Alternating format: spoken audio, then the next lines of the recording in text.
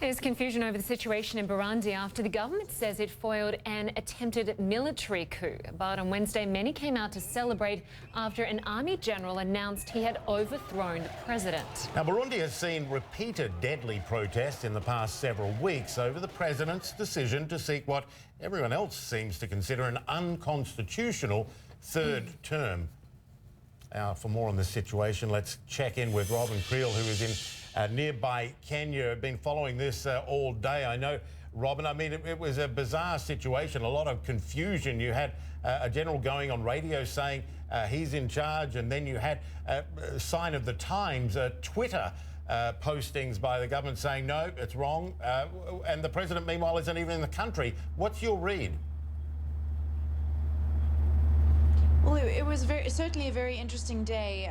The president due at the East African Community Summit, which was held especially for the crisis, the unfolding crisis in Burundi.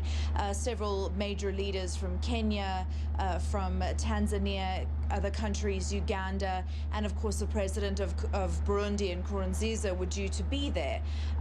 Once his plane touched down, however, at around midday, this Major General, who is also the ex-chief of intelligence for the military, then told reporters that he and several other high-ranking army officials had decided that they would no longer tolerate him as president because of his plans to run for a third term, and that they were displacing him.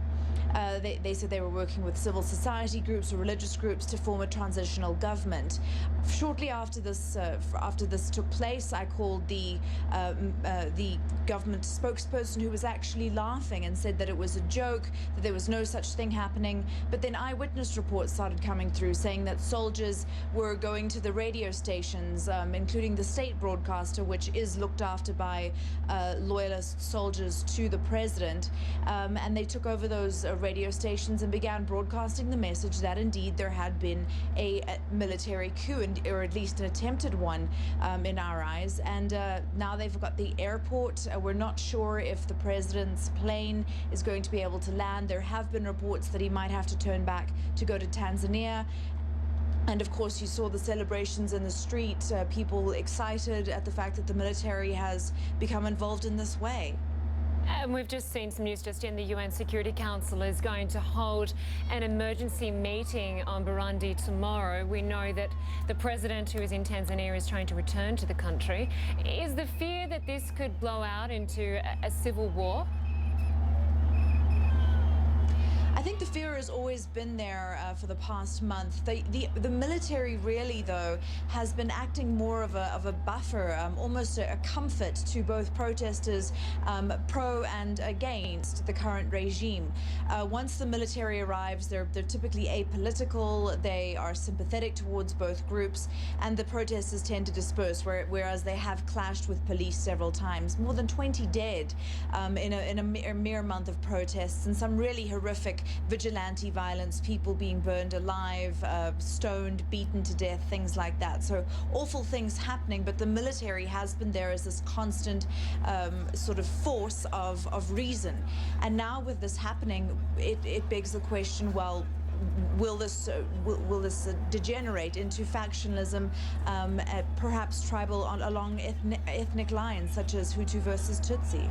And that's been the fear for a while now, and so far it hasn't happened. But even in the military, you have that sectarian, that ethnic divide as well. You've got Hutu, you've got Tutsi, also in the security service, the police force as well.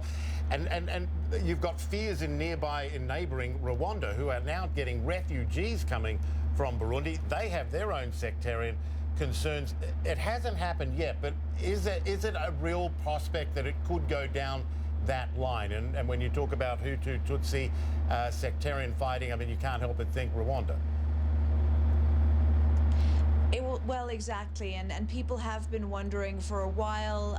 You know, Rwanda is incredibly interested, keeping a very, very close eye on what's going on in the situation in Burundi. Rwanda obviously has a majority Tutsi government.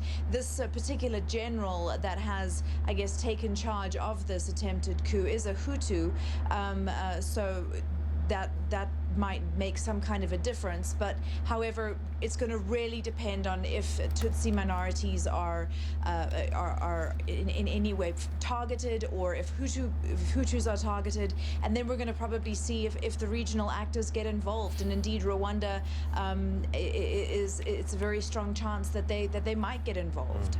Robyn Kriel, at 1:30 in the morning there for you in Kenya. I've been following this all day for us. Thanks so much. Well, still to come, China cautions the US against taking actions in the South China Sea after word it's considering sending ships and planes to the area. We're going to have more on that in a live report from Washington. Stay with us.